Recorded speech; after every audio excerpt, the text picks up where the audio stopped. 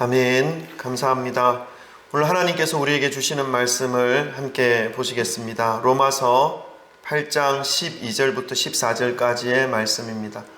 로마서 8장 12절부터 14절 말씀, 신약 성경 250페이지에 있습니다. 우리 짧으니까 우리 한 목소리로 함께 합독하겠습니다. 조금 천천히 읽는 기분으로 다 같이 한 목소리로 함께 읽겠습니다. 12절부터 14절입니다. 다 같이 읽습니다. 시작. 그러므로 형제들아, 우리가 빚진 자로 돼 육신에게 져서 육신대로 살 것이 아니니라. 너희가 육신대로 살면 반드시 죽을 것이로되 영으로서 몸의 행실을 죽이면 살리니 무릇 하나님의 영으로 인도함을 받는 사람은 곧 하나님의 아들이라. 아멘. 할렐루야. 한 주간 잘 지내셨습니까? 아멘. 주님의 이름을 찬양합니다. 우리 성진교회가 설립 예배를 드린 지가 벌써 1주년이 되었습니다. 다음 주 주일 예배를 1주년 감사 축하 예배로 드리고자 합니다.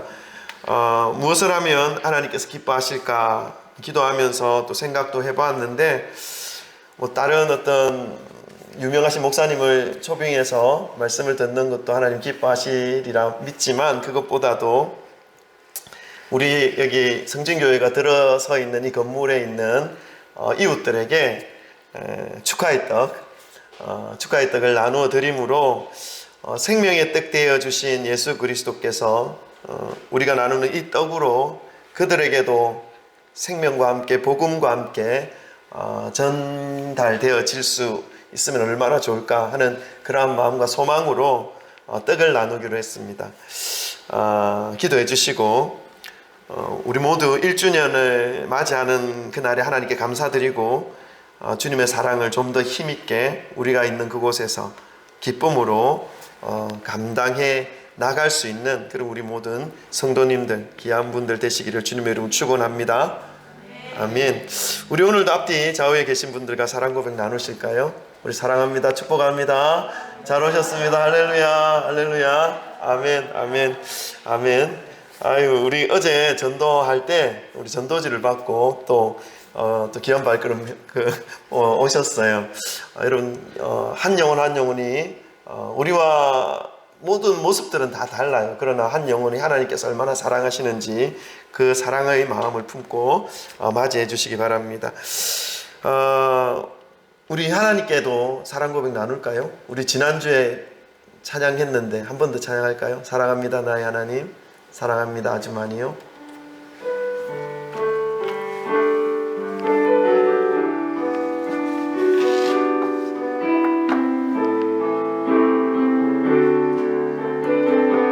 사랑합니다 나의 하나님, 사랑합니다 나의 예수님, 사랑합니다 아주 많이요, 아주 많이요. 사랑합니다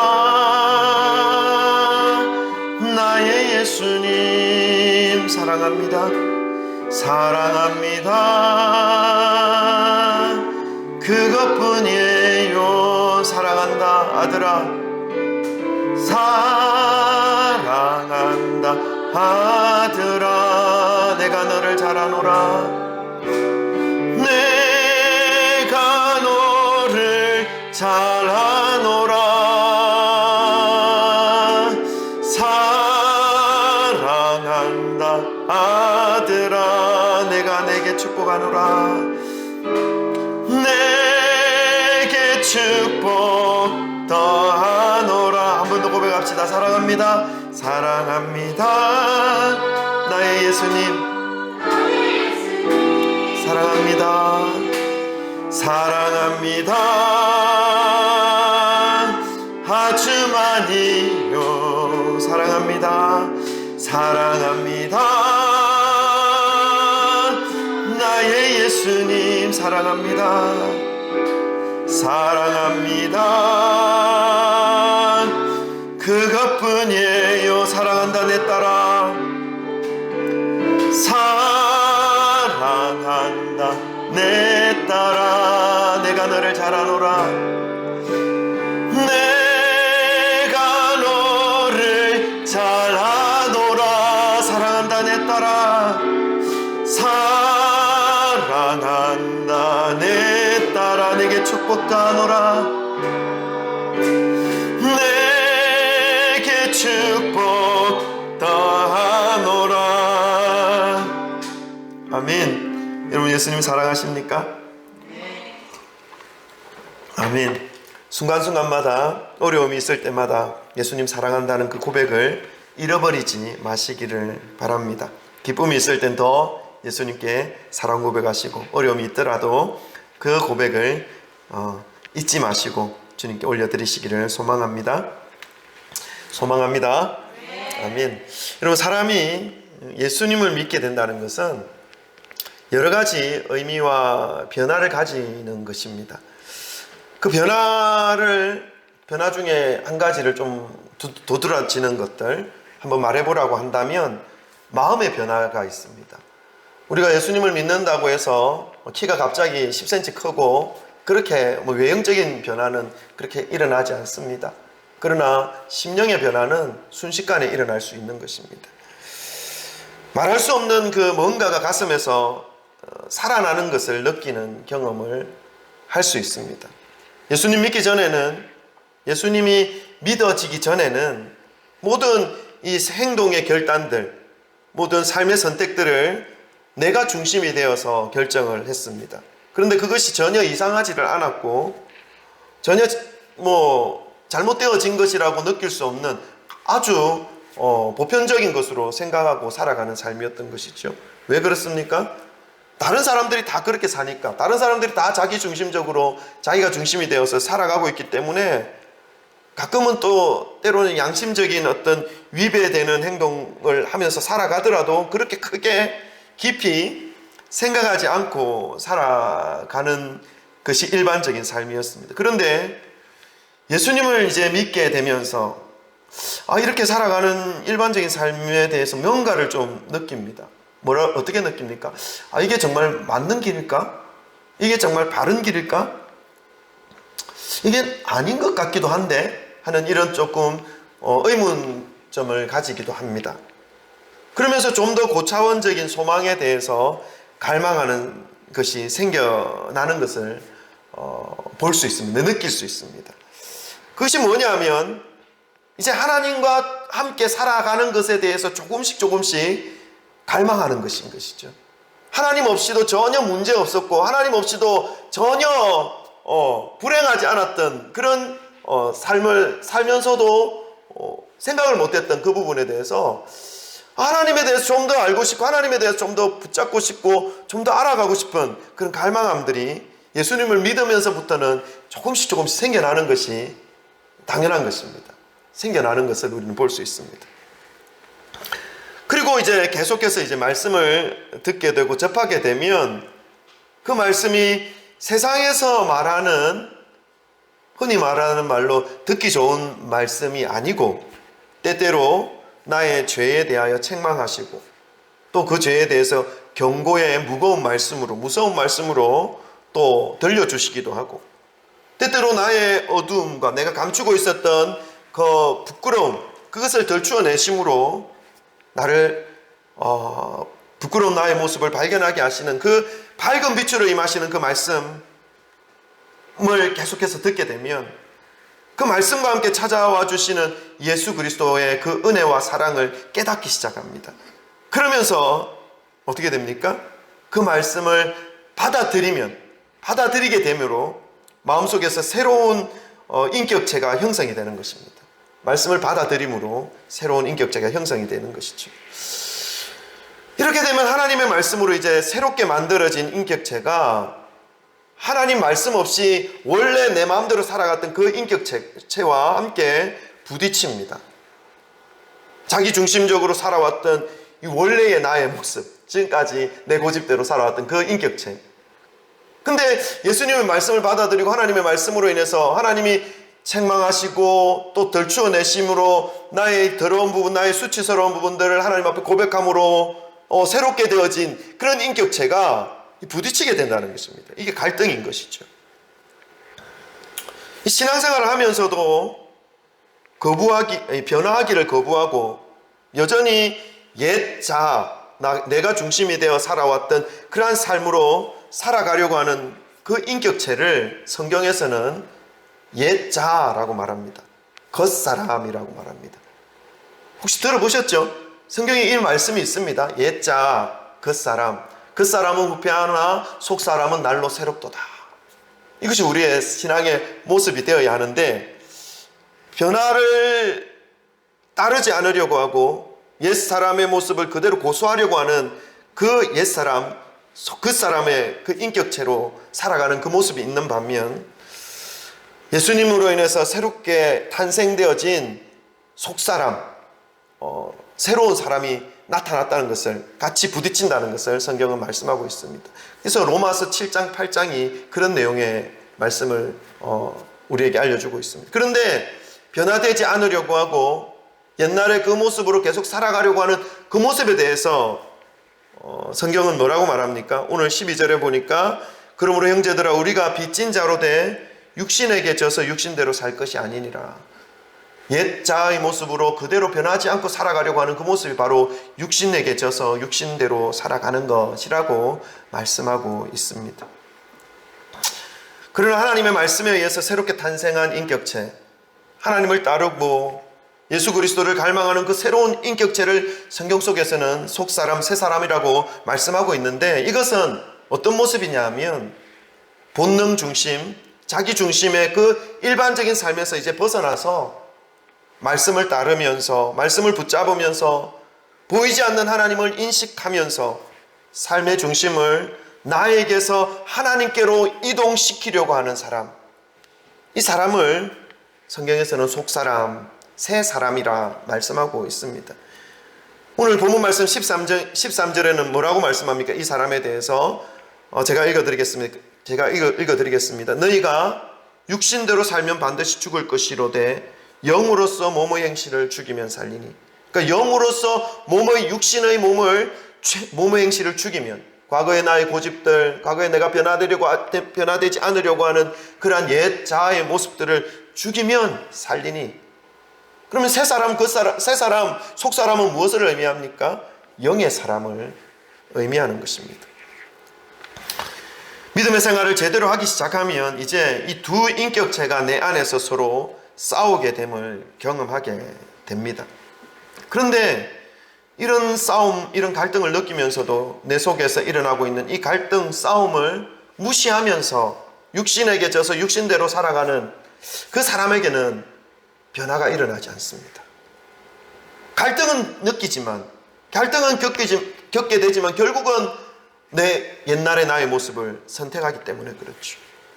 그런데 이 갈등을 겪으면서 뭔가 돌파구를 찾기 위해서 하나님께로 나아가는 그런 사람, 영으로서 몸의 행실을 죽이는 사람이죠. 그런 사람에게는 놀라운 변화가 일어나게 된다는 것입니다. 그 첫 번째 변화가 무엇이겠습니까? 그 첫 번째 변화를 로마서에는 이렇게 말씀합니다. 자유함을 말씀합니다. 로마서 8장 1절과 2절 제가 읽겠습니다. 8장 1절과 2절에 이렇게 말씀하십니다. 제가 읽습니다. 그러므로 이제 그리스도 예수 안에 있는 자에게는 결코 정죄함이 없나니 이는 그리스도 예수 안에 있는 생명의 성령의 법이 죄와 사망의 법에서 너를 해방하였습니다. 이제는 더 이상 죄와 사망의 죽음의 법 앞에서 정죄감에 묶여 살아가는 삶이 아니라 그 정죄감 속에 파묻혀 있던 그 삶의 현장에서 빠져나와 이제 성령의 법 안에서 하나님이 주시는 자유의 은혜, 이 생명의 은혜죠. 생명을 누리면서 살아갈 수 있게 된다라는 것을 말씀하고 있습니다. 갈등과 내 속에서 일어나는 그 싸움에서 싸움이 일어남에도 불구하고 과거의 나의 모습에 여전히 안주하고 있는 그 모습은 이러한 생명의 법이 없다는 것입니다. 대신 무슨 법이? 정죄함이 있다는 것입니다. 정죄함. 왜냐하면 죄는 우리에게 불안함을 안겨다 줍니다. 두려움을 안겨다 줍니다. 아무 짓도 하지 않았는데 내 속에 죄가 중심에 자리 잡고 있으면 왠지 모르게 불안합니다. 왠지 모르게 잠이 안 옵니다. 밤에. 왜 그렇습니까?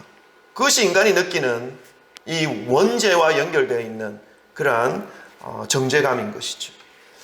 그런데 하나님 앞으로 나온 심령은 어떻습니까? 예수 그리스도로 인해서 모든 죄의 올무에서 풀려났다 말씀하고 있습니다. 예수 그리스도께서 십자가에서 못 박혀 죽으심으로 인해서 우리에게 올가매고 있었던 모든 죄의 고리들이 완전히 풀어졌다. 예수께서 풀어주셨다라는 것을 말씀하고 있습니다. 율법과 인간의 온갖 노력과 행위로는 이 죄와 사망의 올무로부터 벗어날 수 없습니다.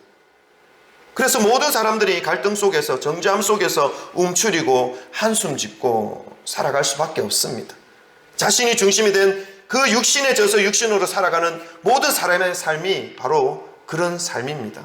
그러나 태어날 때부터 나의 내면에 존재해 있는 이 죄성 때문에 한숨 짓던 우리들의 그 모습을, 일평생 움츠리고 지냈던 우리들을 아무리 착하게 살고 선행을 행하면서 살아가더라도 이 해결되어지지 않는 이 죄의 결과, 여러분 착한 일 많이 한다고 이 죄가 해결되는 건 아닙니다. 선행을 아무리 쌓는다고 하더라도 나에게 올가매져 있는 이 죄의 문제는 해결할 수가 없습니다. 아무리 많은 돈을, 재물을 가지고 있어도 이것은 해결할 수가 없죠. 그 죄의 결과로 결국 지옥으로 갈 수밖에 없는 우리들을 위해서 하나님께서 독생자 예수 그리스도를 이 땅에 보내어 주셔서 생명의 성령의 법 안으로 들어오게 하셨습니다. 그래서 이제 그 사람과 속 사람이 싸우는 그 갈등 속에서 자신이 중심이 된 삶에서 고집부리며 그 자리에 머물러 있지 않고 내 삶의 중심을 예수님께로 옮겨 예수님께로 나아갈 때 우리를 위해 죽어주신 그 예수 그리스도의 피로 인해서 우리는 가슴을 활짝 열고 내일도 오늘도 매일매일 저 천국을 향해서 자신 있게 발걸음을 내디딜 수 있는 존재가 되는 것입니다. 여러분 믿으시기를 바랍니다. 사랑하는 성도 여러분, 믿음의 길을 가다가 내 마음속에서 아직도 죽지 않은 육체에 속한 나의 옛 자아의 인격체와 하나님의 말씀으로 새롭게 탄생한 이 새 사람의 인격체가 갈등하고 싸우고 있다는 것을 느끼게 될 때에 지체하지 마시고 하나님께로 나아가셔서 그 모든 것을 아뢰심으로 육신에 의해서 살아가는 것이 아니라 영에 의해서 성령의 이끌림 받아 살아가시는 그러한 귀한 주님의 백성들이 되시기를 주님의 이름으로 축원합니다.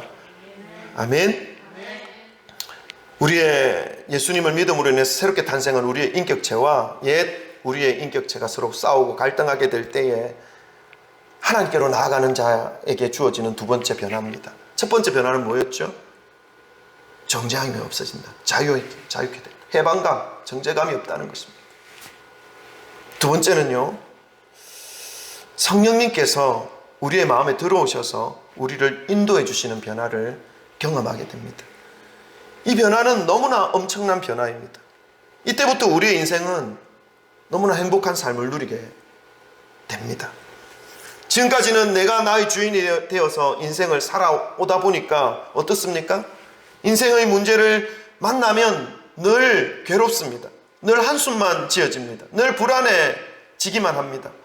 늘 눈물만 흘리는 인생일 뿐인 것이죠. 어떨 때는 육은 기뻐서 배불러서 원하는 것을 얻어서 기쁜데 만족한데 마음 한편으로는 어떻게 할 수 없는 공허함과 불안함이 존재하고 있다는 것을 느낄 때가 있습니다. 왜 그렇습니까? 한치 앞을 내다볼 수 없는 인간을 내가 믿고 살아가고 있기 때문에 불안할 수밖에 없죠.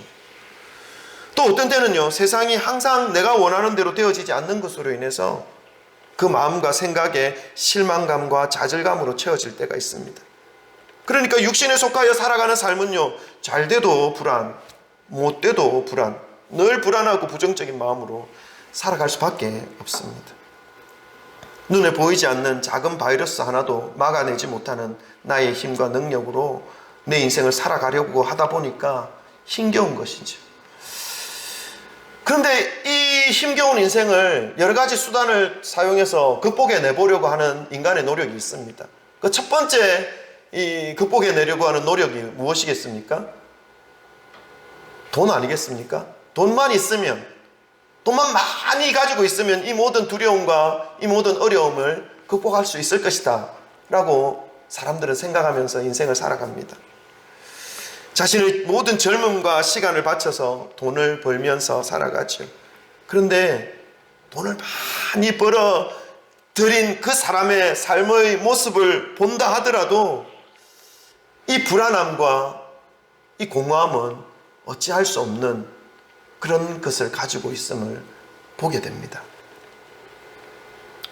또 멋진 배우자를 만나면 백마탄 왕자님, 아주 부유한 어떤 자손의 짝을 만나면 내 인생 변화되지 않을까, 내 인생 행복해지지 않을까, 그렇게 생각하면서 사람을 찾아다닐 때도 있습니다. 여러분, 막상 돈 많은 사람을 만나서 살아보면 어떻습니까? 저는 경험을 못해서 어떨지 모르겠지만, 근데 주위에 살아가는 사람들의 모습을 보면, 제가 직장생활을 한 10년 하고 하나님 부르셔서 이제 목회를 시작했는데, 직장생활 하면서 사람들 참 많이 만나보았어요. 근데 사람들을 만났는데 의외로 돈 많은 분들이 많아요. 우리는 그만한 수준에서 살아가지만 많다니까요. 근데 그분들과 얘기를 해보면 모두들 불안해요. 가지고 있는 이 돈이 사라지진 않을까. 사람을 못 믿어요. 또 하나의 특징은. 왜냐하면 이것을 빼앗아가기 위해서 나에게 접근하는 것은 아닐까, 이런 마음으로 이 사람을 대하기 때문에 항상 공허함과 불안함과 오히려 저보다 더 행복하지 못한 삶을 살아가고 있는 사람들을 보았어요. 여러분, 정말 돈 많은 사람이랑 그래서 결혼해서 한번 살아보십시오. 돈밖에 모릅니다. 모든 사람들은 그런 건 아니겠지만 돈을 어떻게 모았는지 그 사람의 삶을 보면 다 알지 않습니까? 돈에 목숨을 걸었기 때문에 모은 것입니다. 연예인들이 가끔 재벌과 결혼하는 것을 매스컴을 통해 봅니다. 그런데 그 연예인들이 다 행복하지 않은 모습으로 살아갈 때가 참으로 많이 있습니다. 여러분, 돈 많은 사람과 살면요, 정말 돕니다. 네. 이 수준 높은 조크를 이해하셔서 감사합니다. 여러분, 돈이 있어서 행복하다는 것이 진실이라면 우리나라에서 가장 행복해야 할 사람이 바로 삼성의 일가가 아니겠습니까? 이건희 씨와 그 아들 이재용 씨가 가장 행복해야 할 것입니다. 그러나 그들의 삶을 지금 지켜보고 있노라면 너무 불쌍하기까지 합니다. 자기가 가지고 있는 그 모든 재산과 재물을 그것 때문에 지금 감옥에 가고 있지 않습니까? 재판받고 있지 않습니까? 근데 만약에 이건희 씨가 죽으면 그 아들들이 가만히 있겠습니까? 아마 분쟁이 일어날걸요. 재산 다툼이 일어날걸요. 행복하지 않을 겁니다. 제가 대화는 안 나눠봤지만 지금 가서 물어본다면 이건희 씨가 침대에 지금 말도 못하고 누워있지 않겠습니까? 아이고, 사장님, 회장님, 지금 행복하십니까? 물어보면 뭐라고 하겠습니까? 말도 못하고 고개를 젓지 않을까. 분명합니다. 정말로 돈이 있어야 행복하다는 이 공식이 사실이라면 우리나라에서 가장 행복해야 할 곳이 어디입니까? 가장 돈이 많이 있는 곳 어디입니까? 강남 아닙니까? 제가 잘못 알고 있습니까? 강남 맞죠? 거기는 감히 가지도 못합니다. 근데 웃긴 건 뭐냐 하면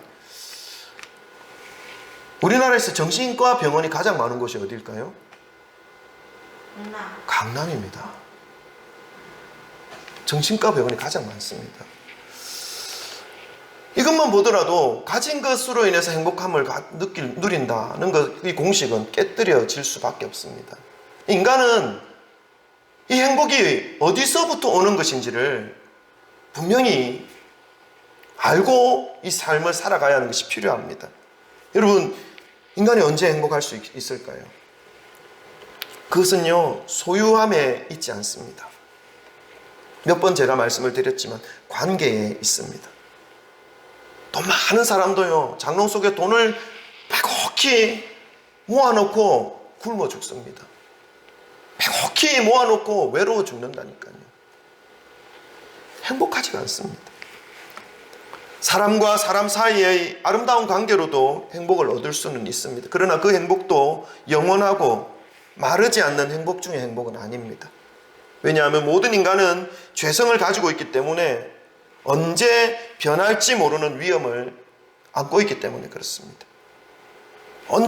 어제까지는 사랑했는데, 그래서 너무 행복했는데 오늘 헤어질 수 있는 것이 바로 인간이기 때문에 그렇습니다. 영원한 행복, 인간이 누릴 수 있는 가장 행복 중의 행복은, 매 순간마다 솟아나는 마르지 않는 행복은 인간의 본연의 모습을 회복하는 데서 얻을 수 있습니다. 이 인간이 인간의 본연의 모습을 회복한다는 것이 무슨 의미입니까? 그것은 하나님께서 처음 인간을 창조하셨을 때의 그 모습은 어떤 모습입니까? 하나님과 하나 되는 모습, 하나님과 하나 되어 있는 그 모습입니다. 왜냐하면 원래 하나님은 인간을 하나님과 교제하기 위해서 만드셨기 때문이지요. 하나님께서 창조하셨을 때 매 순간마다 행복을 누리며 살아가도록 가장 행복해해야 하는 존재로 하나님께서 인간을 만들어 놓으셨습니다. 그래서 온 천지 만물을 다 창조해 놓으시고 인간을 만드시고, 이거 다 너의 것이다, 생육하고 번성하고 땅에 충만하고 땅을 다스리라. 이것은 무엇입니까? 너가 나 대신 이 모든 것을 주관하라, 대리 통치자로 세우신 것입니다. 그러니까 인간이 가장 행복해지기를 원하시는 분이 누굽니까? 인간이 가장 행복해지기를 원하시는 분이 바로 하나님이십니다. 내가 내 자신이 행복해지는 것을 원하는 것보다 하나님께서 내가 행복해 하기를 더 원하시는 분이십니다. 하나님께서 인간을 행복한 존재로, 행복해야 할 존재로 처음부터 만들어 놓으셨기 때문에 그렇습니다. 그런데 반대로 인간이 마땅히 누려야 할 이 영원한 행복 중의 행복, 이것을 누리는 것을 싫어하는 존재가 있습니다. 그게 누굽니까? 옆에 있는 사람이라고요. 사탄입니다.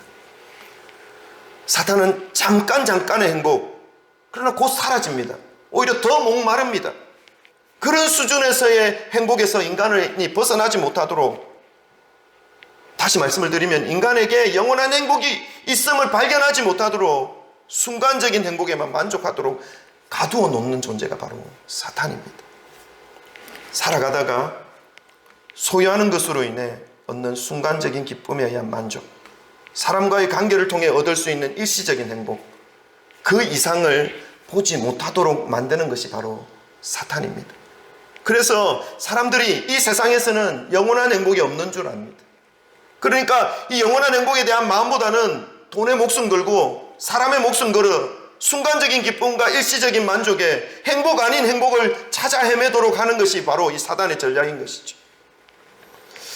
무엇으로 비유할 수 있습니까? 마치 돌고래가 수족관에 가면 돌고래가 재주를 부리지 않습니까?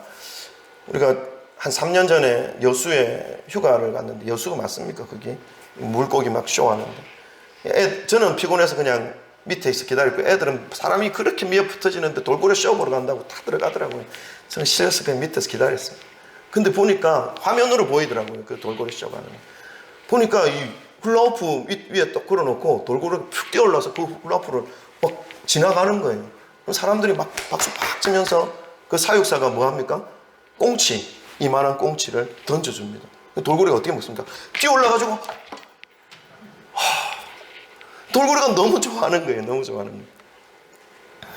돌고래가 재주를 부릴 때마다 생선 한 마리 얻어먹으면서 그 생선 한 마리가 자신이 누릴 수 있는 가장 큰 행복인 것처럼 생각하면서 그것으로 만족하는, 평생 재주만 부리다가 늙어서 생을 마감하는 그 돌고래처럼 순간적인 행복에 목매어 살아가는 그 존재로 사단은 오늘도 우리에게 올가매고 있습니다.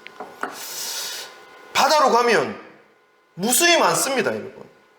영원한 행복이 있는데, 하나님이 창조하신 자연 속에서 누릴 수 있는 그 행복 중에 행복이 있는데, 그것을 깨닫지 못하게 하고 생선 한 마리에 이것이 이 땅에서 누릴 수 있는 가장 큰 행복인 줄로만 알고 있는 그 돌고래처럼 하나님의 형상을 가진 인간이 자신들 놀이객감으로 전락시켜서 지금 이용하고 있는 사단의 존재를 깨닫지 못하고 영원한 행복을 볼 수 없는 그런 존재로 전락되어진 채로 생을 마감하고 있는 그 비참한 인간들의 모습들을 오늘 우리는 너무나 많이 볼 수 있습니다.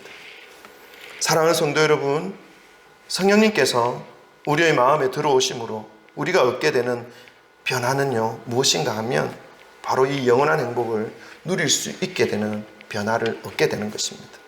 성령님은 우리를 창세전부터 선택해 주신 성부 하나님의 영이십니다.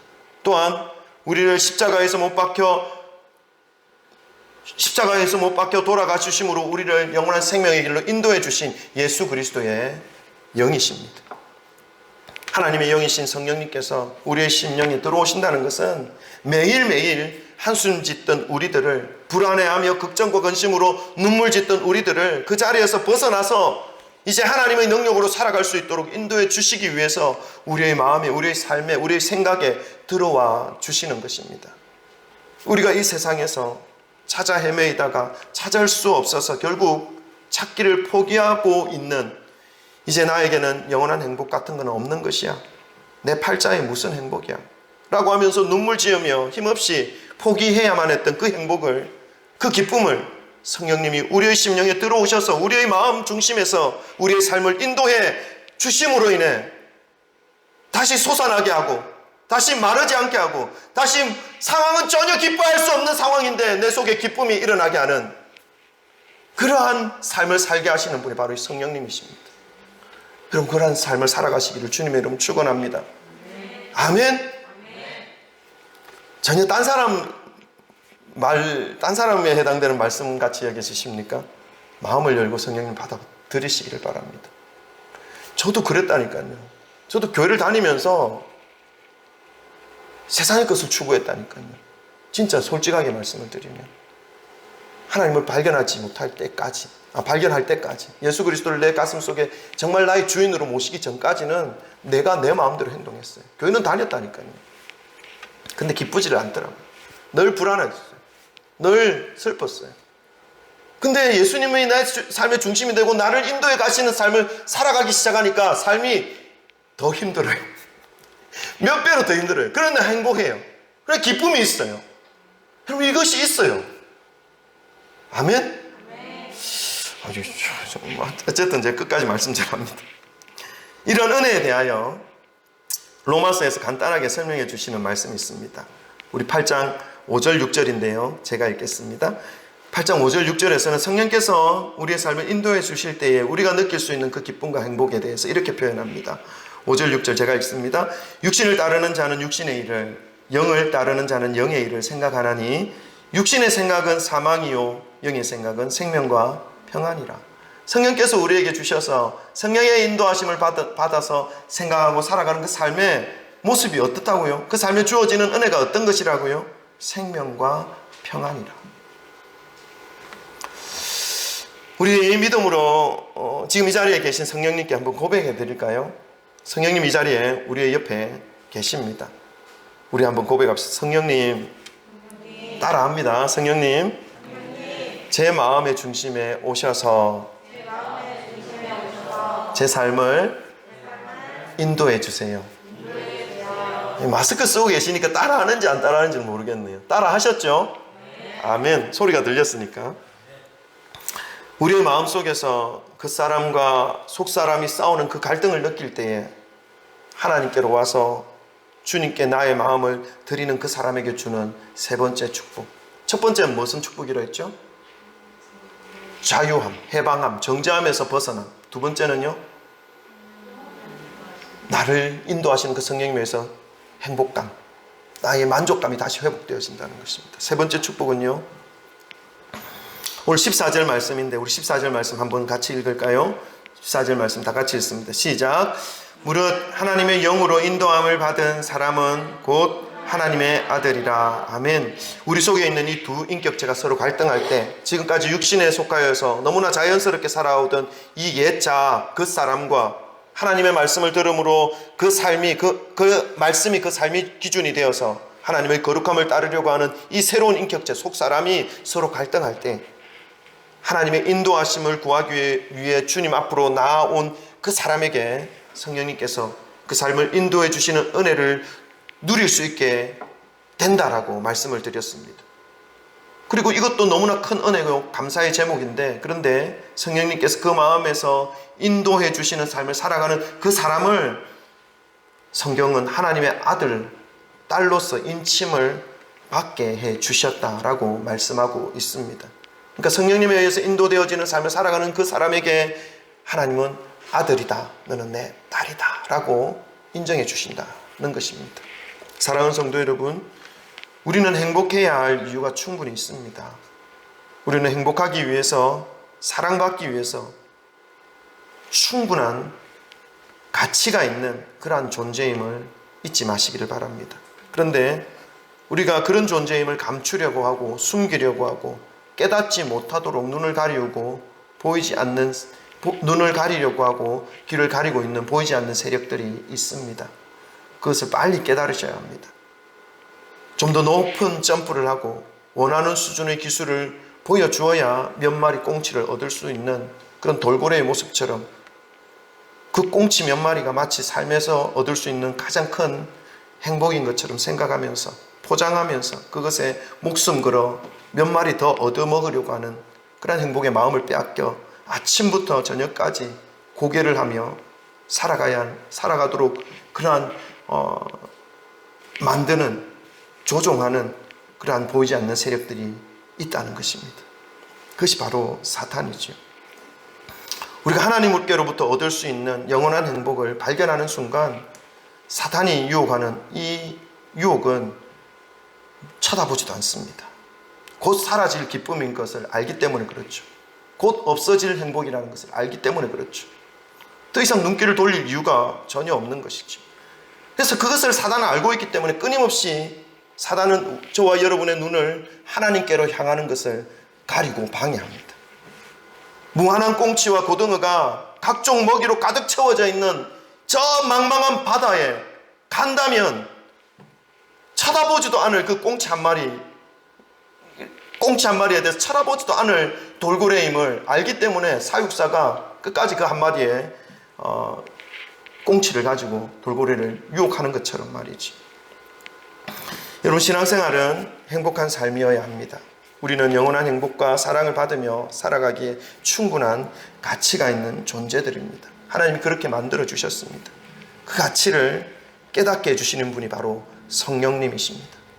우리가 얼마나 소중한 존재인지를 알게 해주시는 분이 바로 성령님이라는 것입니다. 우리가 잠깐의 순간적인 만족과 사라질 기쁨 속에서 살아갈 존재가 아님을 깨닫게 해주신다는 것입니다. 참된 행복, 영원한 행복은 소유에 있지 않습니다. 다른 사람들보다 꽁치 몇 마리 더 먹었다고, 꽁치 몇 마리 더 가지고 있다고, 더 좋은 것 먹고 있다고 그것이 영원한 행복으로 이어지지는 않는다는 말씀입니다. 진정한 행복은 관계에 있습니다. 영원한 행복은 하나님과의 관계 회복 속에 있다는 것입니다. 우리를 가장 행복한 모습으로 창조해 주신 분이 하나님이기 때문에 그렇습니다. 우리를 가장 사랑해 주시는 존재가 바로 우리를 창조해 주신 하나님이시기 때문에 그렇습니다. 우리가 사라질 기쁨 때문에 다시 공허해지는 그 행복 때문에 영원한 행복을 보지 못하고 참된 기쁨을 누리지 못하는 삶을 살아가는 것을 보신다면 누가 가장 마음을 아파하시냐 하면 하나님께서 가장 마음을 아파하십니다. 그러나 사단은 계속해서 그 잠깐의 행복, 먹으면 더 목마른 그 행복, 그것으로 계속 유혹할 것입니다. 그리고 영원한 행복은 없다라고 계속 속일 것입니다. 그러나 영원한 행복은 있습니다. 우리가 하나님의 자녀로, 우리가 하나님과의 관계가 회복되어질 때 하나님과의 관계가 회복됨으로 인해서 얻게 되어지는 그 기쁨, 그것은 사라지지 않습니다. 우리의 삶에 날마다 샘솟아나는 기쁨입니다. 지금 잠깐 일어나는 기쁨일 뿐이라고요? 아니요. 시간이 가면 갈수록 더 그 기쁨은 깊어집니다. 시간이 가면 갈수록 그 기쁨은 더 풍성하게 일어납니다. 이것이 믿음으로 나타나는 기쁨입니다.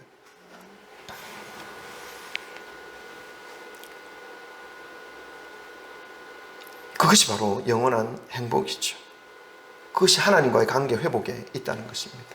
바라는 것은 내 마음을 성령님께 내어드림으로 이제 성령님께서 내 삶을 운행하시도록 이끌어 가시도록 나의 주권을 내가 가지고 있는 것이 아니라 내가 내 마음대로 움직이며 내가 내 마음대로 생각하며 살아가는 것이 아니라 그 주권을 하나님께 드림으로 하나님께서 인도하시는 그 삶을 살아가는 그 삶을 사시기를 바랍니다.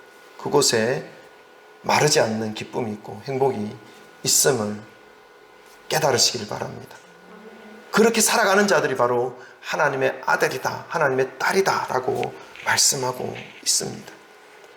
하나님과의 관계를 회복하심으로 얻게 되는 진정한 기쁨과 영원한 행복을 누리시는 저와 여러분 되시기를 간절히 축원드립니다. 이 행복은, 이 기쁨은 줄어들거나 사라지지 않습니다. 우리 음악계 용어에 보면 크레센도라는 말이 있지 않습니까? 하나님과 관계가 회복되어짐으로 오늘 느꼈던 이 느낌, 이 기쁨, 이 행복은요, 내년에 더 커집니다. 단 하나님과의 관계가 계속해서 이어질 때 그렇습니다. 그리고 10년 후면요, 지금은 미미해서 느낌이 이게 하나님이 주시는 기쁨 맞는가 이런 마음이 들 수도 있습니다. 그러나 그 하나님과의 관계가 계속 이어지는 그 시간이 10년 동안 흘러갔을 때 우리의 삶에 어떤 변화가 있을까요? 감히 상상할 수 없습니다. 하루하루 깊어지는 그 은혜와 기쁨으로 인해서 10년 후에 내 내면에 채워져 있는 하나님의 은혜와 기쁨은요, 누구에게도 비교할 수 없는 큰 기쁨과 만족이 있다는 것을 기억하시기를 주님의 이름으로 축원합니다. 물론 내 육체는 세잔하여집니다.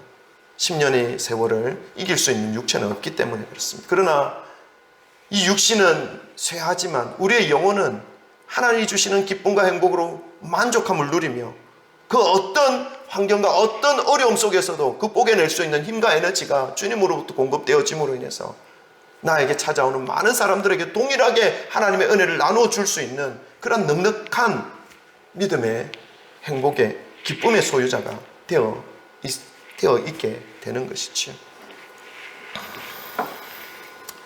저는 대학교 1, 2학년 때 그때 이제 제가 예수님을 만났을 그때쯤인 것 같아요.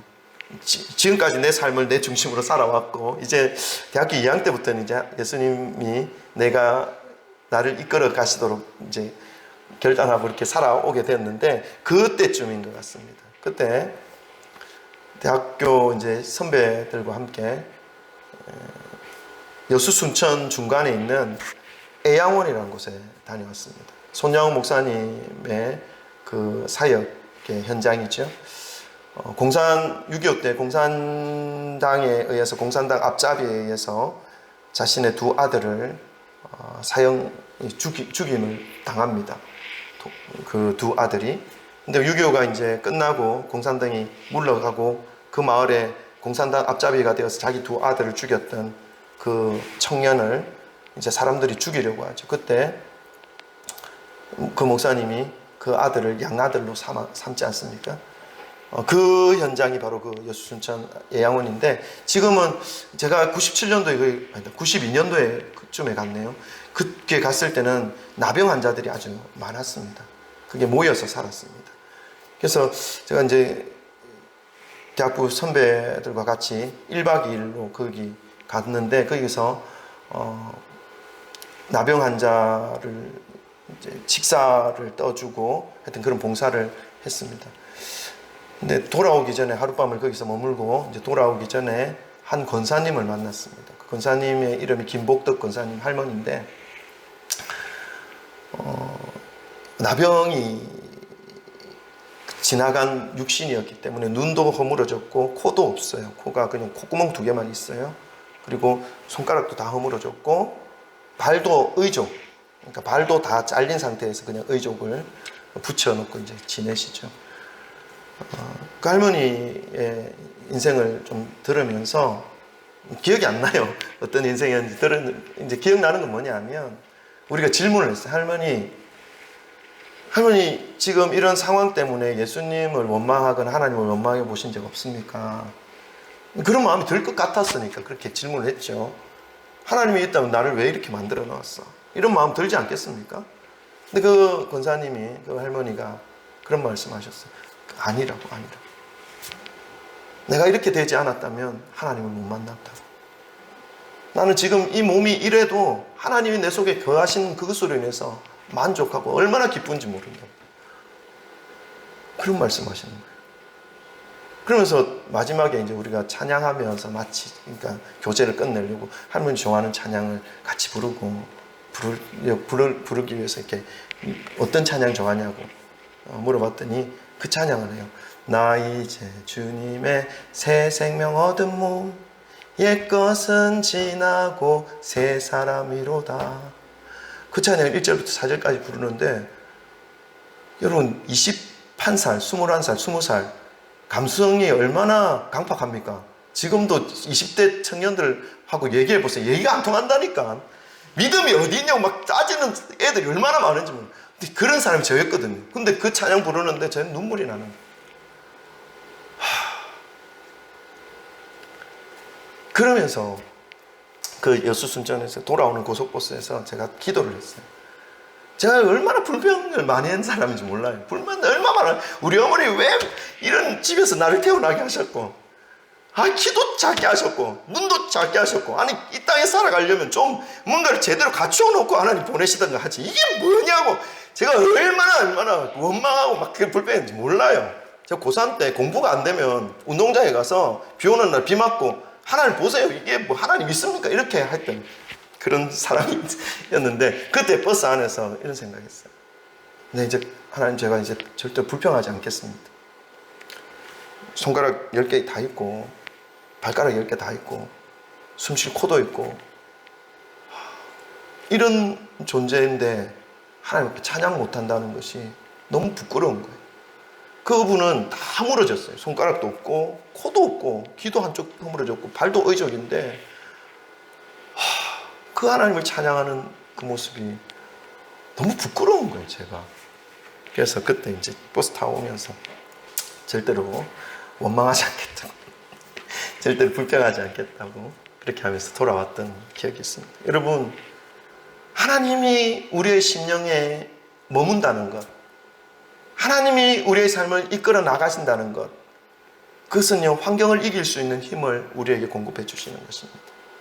어떤 어려움, 어떤 위기 속에 있다 할지라도 하나님께서 붙잡아 주시고 이끌어 가신다는 그 믿음으로 더 큰 나의 모습의 삶으로 이끌려지게 되고, 더 성숙된 더 큰 사람으로 세워지는 그런 은혜를 누릴 수 있게 되는 것입니다. 그런 시간이 가면 갈수록 어떻습니까? 더 많은 사람들에게 하나님의 살아계심을 전할 수 있고, 더 많은 사람들에게 하나님의 은혜를 흘려보낼 수 있는 그런 존재가 될 수 있게 되는 것이죠. 반대로 내 중심이 되어서 내 생각대로, 내 뜻대로, 내 마음대로, 내 고집대로 살아가는 삶이 계속 이어진다고 생각해 보십시다. 시간이 가면 갈수록 어떻습니까? 아마 더 다른 사람들에게 피해를 주고, 아마 더 다른 사람들에게 어려움을 주고, 아마 더 뭐라고 표현하면 좋겠습니까? 늙은 한 사람의 모습으로 받게 되어지지 않을까, 저는 그렇게 생각합니다.